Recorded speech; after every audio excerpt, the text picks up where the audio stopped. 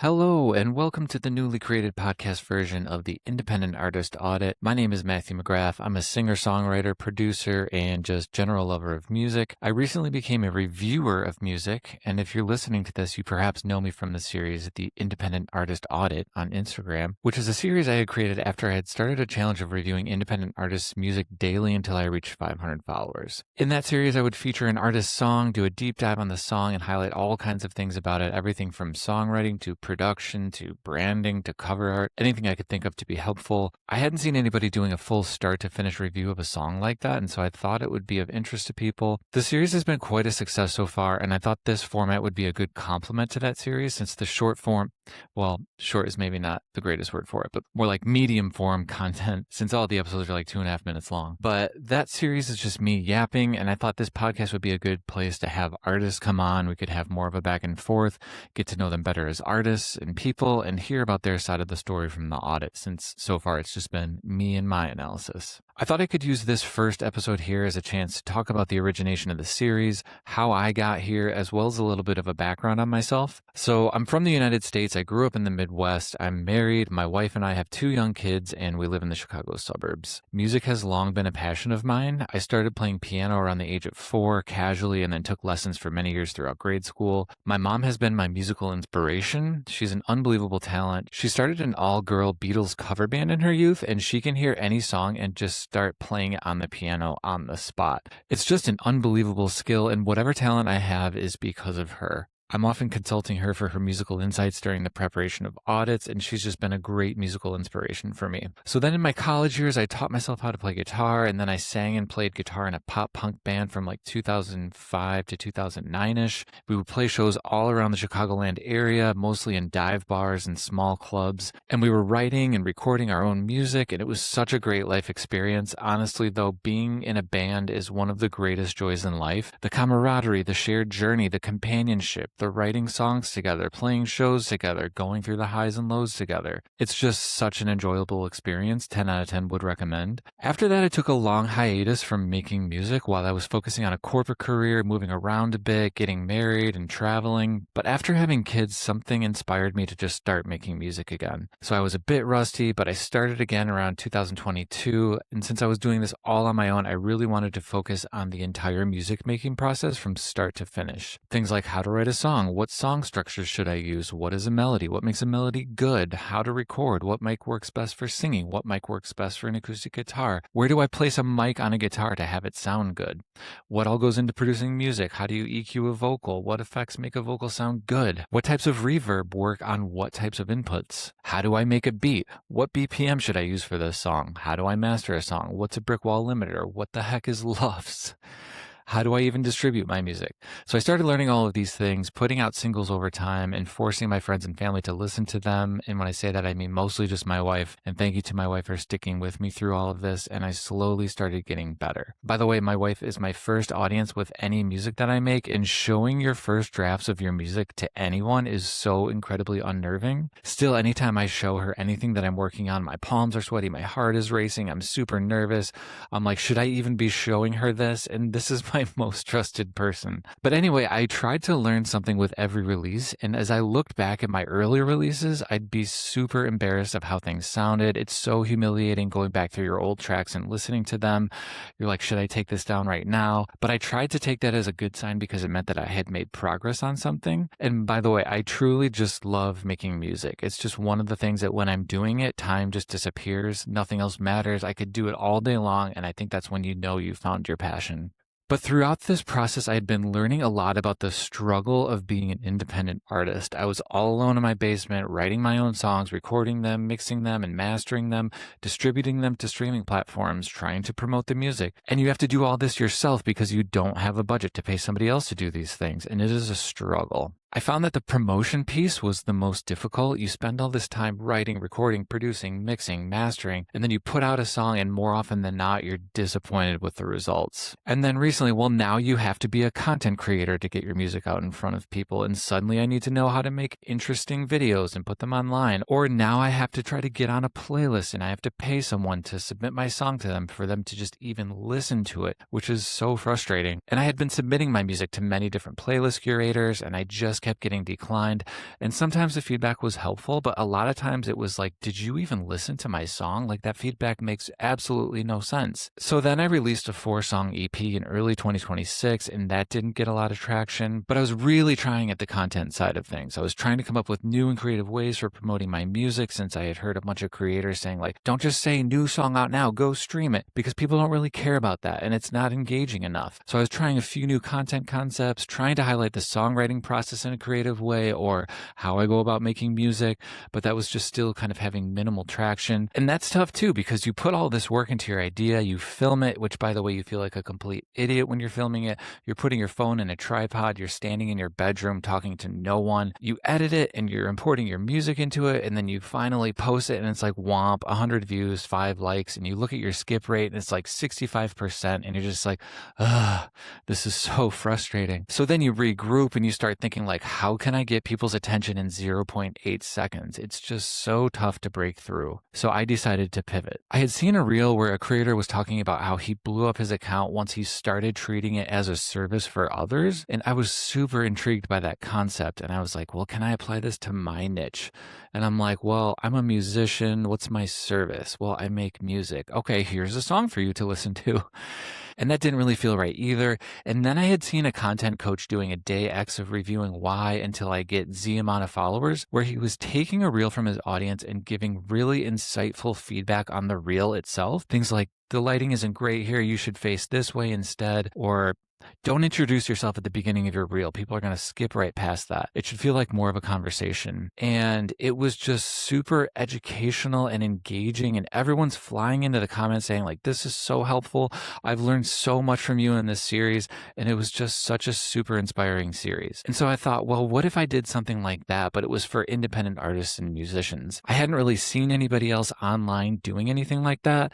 And so I decided to go for it. So I made a reel introducing myself, and I realized that sounds contradictory to what I just said, but I wanted to establish some level of credibility. Like, I'm a songwriter, I'm a producer, and I'm a longtime critiquer of music. And I said, if you follow me and send me your song, I'll review your song and I will post a reel of my review of it. The value proposition there being, you get your song in front of my, at the time, pretty small audience, but you also get a free critique of your music. And as a small artist myself, I thought I would love to have that opportunity. And for the record, I was feeling super vulnerable about this approach. In my head, I'm like, what if nobody responds to this? What if I get 0 engagement? What if people think that I have no credibility to review their music? I'm like, I could look like an idiot in front of people. You're really putting yourself out there with that kind of post. And I was a little bit terrified, but I decided to do it anyways. So at the time of that post, I had 162 followers. I got 1 response from that initial post. A few hours after I posted it, a band from the UK called Katie and the Skyline sent me their song Demons. I was over the moon. I was so thrilled that somebody had engaged with this post. I was so excited to start listening to it and start thinking of what I could say. So I spent the next couple of days really listening to the song. They're a new band. It was their first single. So I'm analyzing the song from top to bottom. I'm trying to think of interesting things that I could say about it, and not just like the songwriting piece, but the performance side, the production side, their branding, how they even got the song in front of me. And I really just gave it a lot of thought. So I'm filming it, and I filmed it outside on my front porch, and looking back on it, it's super cringe. It's a lot like listening to those first versions of your songs. It's like, oh, the production value is so low. I'm so embarrassed of this. But I was just starting out. It was a new series that I was creating. I was kind of figuring it out as I went. And so I posted that day 1 reel, and I think I had gained like 2 followers from the original post. That post performed decently. I was pretty happy with how it turned out in the end. And then the next day I got 1 more submission, and again, just peak excitement. I'm so thrilled. It was a band called Mac and Cheese from Costa Rica. Same thing. I spent a lot of time listening to the song over and over again. What can I talk about this song and have it be interesting? Or maybe someone can learn something about it, or maybe I can help the band work on their sound as well. So I posted that day 2 reel. I think I had gained a few more followers. I was at like 167 at the time of that post. That one did okay, and then I got 1 more submission, and this one would end up being a life-changing submission. On May 1st, I was driving down to Indianapolis for a family getaway. My wife, myself, some of our friends, we were all running the half marathon down there, and we were bringing all of our families down there for the weekend. So on the drive down, I get a DM from a band called The Car I Drive, and they're submitting their song In Orbit. And again, I'm so honored and excited that anybody even wants to hear my thoughts on their song. And so I'm playing the song for my wife and my kids in the car. We're listening to it. I'm already getting excited to get back from this trip and do this review. So we get back from the trip. I spend the next few days listening and analyzing, and then I end up posting their review, the day 3 post, on May 7th. At that time, I was still at 167 followers, and at the time of that posting, I had no other submissions. I was at 0. I was starting to get a little panicky and humiliated, getting down on myself, and all of those fears from before I started the series were bubbling back up. I'm questioning everything. I'm thinking, am I going to have to go out and search Instagram for independent musicians and say, like, can I review your song? Or like go through SoundCloud and say, hey, I'm doing this thing. Can I review your song? And this is why I say keep going at the end of every independent artist audit, is because you just cannot give up. The second you give up, it's definitely over. So I just want to say to anyone out there who's struggling or feeling like you're not getting anywhere, not getting any traction, keep putting yourself out there. Keep being vulnerable. It will pay off in some regard. And if you're considering starting on your journey, but you haven't yet, start today. Just do something small. Get things in motion. We only have one chance here. Let's not waste it. So that day 3 posted decently at first. That's when Jack sent me over the band Goo from the UK. I was starting to feel rejuvenated. I'm like, yes, this is back on. And so I'm starting to listen to that song and I'm like, wow, this is such a fantastic song. Starting to plan the next review in my head. I remember checking before I went to bed that next night, that Friday, and that day 3 post had like 600 views. It was doing decently. And then the next morning, Saturday, May 9th, I woke up and it was starting to get a lot of traction. New followers were pouring in. I was getting loads of DM from independent artists sending me their music from all over the place. I'm like, whoa, this is working. I was so excited. I'm feverishly trying to reply to everyone's DMs. I'm taking down their song and information. I'm like creating a playlist and adding it to the playlist so I can document things. I'm starting up a Google Doc, taking notes of everybody. And I quickly realized that I was not going to be able to keep up with the amount of messages coming in unless I scaled things. Around that time, I had a conversation with my mom. I'm telling her what's going on and she's like, well, what's your plan? And I just said, I don't really know. I have all these people sending me their music. I want to honor that and feature as many as I can. And she said, well, you're building the plane as you fly it. And I'm like, exactly. That is such a great way of putting it. And I'm just one person doing this all on my own. And so that Saturday afternoon, we hit the 500 mark. And I think the next day it was 1,000 and it has just continued to grow from there. That post is still flying around and getting in front of new artists every single day. And so now the challenge is complete. And I was trying to decide, like, what do I do next? So I just raise the bar and make it like 2,000 followers. That didn't really feel right. I realized my goal wasn't necessarily to just have a big following. I wanted to create a space for people to get their music heard and for independent artists to be able to support each other and for me to maybe provide some sort of educational value in these reviews. And it became so clear to me that the independent artist community is such an underserved community. And it also became clear to me that the competition is thick out there. There's so many incredible artists making really, really good music. So I decided to create a new series and call it the Independent Artist Audit. That title felt fitting as it's artists without any sort of label support or funding. And I'm trying to highlight both the good that they're doing and maybe a critique for something that I think they could use work on. I stood up a website, which is essentially just a forum for artists to submit their song and information to me. But now it's connected to a Google Sheet on the back end where I can go through all of your song pitches, look at all the different genres or locations, since I'm trying to cover a little bit of everything here. And that has really helped me not have to rely solely on the crazy amount of DMs that are coming in, since it's virtually impossible for me to get to all of them. So that brings us to present day. I want to say a heartfelt thank you to everyone who has sent me their music. I'm so honored that you're trusting me with putting your music in front of an audience. I've been trying to connect with as many of you as I possibly can. I've met so many great people, albeit virtually, through this, and I'm in awe of the hard work and creativity that I see on a daily basis. There's so many people that have been so supportive and encouraging of me on this journey, and so many of you that have just been so kind and have given me such positive feedback. And there's been some haters too.